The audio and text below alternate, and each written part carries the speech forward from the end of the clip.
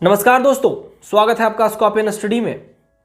अभी वर्तमान में एक बहुत ही महत्वपूर्ण मुद्दा चल रहा है जिसके बारे में हम लोग जानते हैं। वो है वैवाहिक बलात्कार के बारे में, मैरिटल रेप। चलिए जानते हैं मैरिटल रेप है क्या। विवाह के बाद पत्नी की इच्छा के विरुद्ध जब पति उससे जबरन या फिर जबरन यौन संबंध बनाने की कोशिश करता है तो उसे वैवाहिक बलात्कार की संज्ञा दी जाती है। ये मुद्दा अभी दिल्ली हाई कोर्ट में चल रहा है, लेकिन ये अभी इतना ज़्यादा डिस्कशन में इसलिए है कि कुछ महिलाएं इसको लेके कानून बनाने की मांग कर रही हैं और इसके पीछे कुछ तर्क दिए जाते हैं। ठीक है, इसके पीछे तर्क ये दिए जाते हैं कि इससे महिला का सशक्तिकरण होगा, पुरुष उनका शोषण नहीं कर पाएंगे और हर चीज़ में जब जीवन जो चलता है वो इक्वालिटी पे चलता है, तो इक्वालिटी के अनुसार अगर उसकी इच्छा ना हो तो उसे मनाही करने का अधिकार है या मना करने का अधिकार है। इसके विपक्ष में कुछ तर्क ऐसे दिए जाते हैं कि नहीं, इसके लिए कानून नहीं बनाना चाहिए। वो ये है कि इससे महिलाएं जो हैं इस कानून को पति को फंसाने के लिए हथियार के तौर पर इस्तेमाल कर सकती है। इससे पारिवारिक रिश्ते में एक खटास आ सकती है जिसको भरना संभवतः कानून के बस के बात नहीं होगी।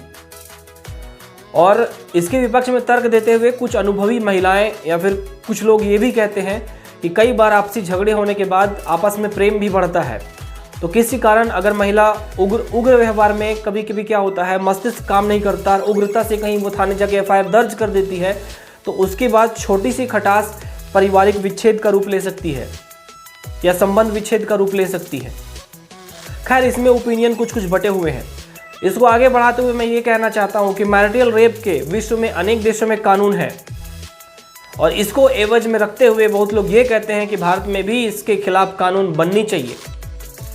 खैर, ये तो विवाद का मुद्दा है और ये इतना आसान मसला नहीं है कि आसानी से इस पर कानून बन जाए।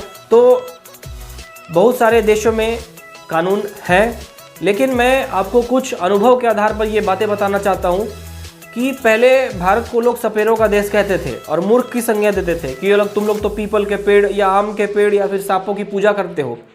जब पर्यावरण का मुद्दा उठा तो उनको समझ में आ गया कि हमारे ऋषि मुनि की सोच जी थी कितनी आगे थी।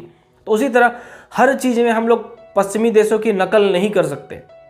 दूसरी बात है कि यहाँ पर पति को परमेश्वर की संज्ञा दी जाती है और यहाँ पर करवा चौथ, चाहे तीज और भी जो सारी व्रतें हैं वो महिलाएं अपने पति के लंबी आयु के लिए करती हैं। तो सिर्फ इस आधार पर कि विदेशों में है और इसके खिलाफ कानून बनाया जाए, ये भारत के लिए उचित प्रतीत नहीं होता। एक और ठोस कारण भी है जो इसके लिए उचित प्रतीत नहीं होता।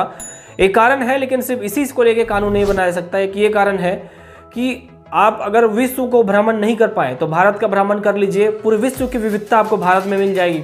इसीलिए पंडित जवाहरलाल नेहरू ने अनेकता में एकता का सिद्धांत दिया था। भारत में अनेक जाति, नस्ल, समूह, रंग और भाषाई लोग रहते हैं।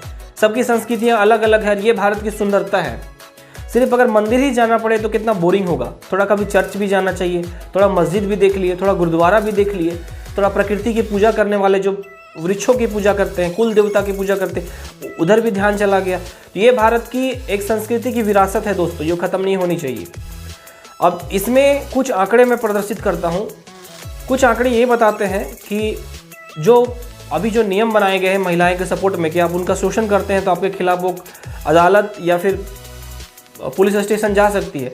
तो कुछ में महिलाएं सहमति से पुरुष के साथ रहती हैं और संबंध बनने के बाद जब उनमें विवाद हो जाता है तो उसे बलात्कार करके फंसा देती है, ऐसा कुछ रिपोर्ट्स बताते हैं। तो ये भी हो सकता है, फंसाने के रूप में इसका कानून बनाया जा सकता है। एक और मैं बात बता दूं कि अगर कोई भी महिला शादीशुदा हो या ना हो, उनका शोषण होता है तो हिंदू मैरिज एक्ट है और भी बहुत सारे कानून हैं जिसके तहत वो अगर थाने में जाती है तो निस्संदेह पुरुष के खिलाफ कार्रवाई होगी। अब ये इन चीज़ों का वर्णन इसलिए किया क्योंकि इस विचारधारा पर कि इसके खिलाफ कानून बने या ना बने, मेरा व्यू न्यूट्रल है, क्योंकि इसके लिए ठोस आंकड़े की ज़रूरत होती है जो मेरे पास है नहीं, और मैं अपना ओपिनियन नहीं देना चाहता क्योंकि मैं इतना एक्सपर्ट अभी नहीं हूँ। इस बारे में आपका क्या विचार है? क्या वैवाहिक बलात्कार पर कानून बनने चाहिए या नहीं बनने चाहिए? अपना ओपिनियन जरूर दे। इस ओपिनियन के माध्यम से ये पता चलेगा कि आज की जो वर्तमान जनता है या फिर जो महिला या पुरुष है क्या सोचती हैं इसके बारे में। धन्यवाद।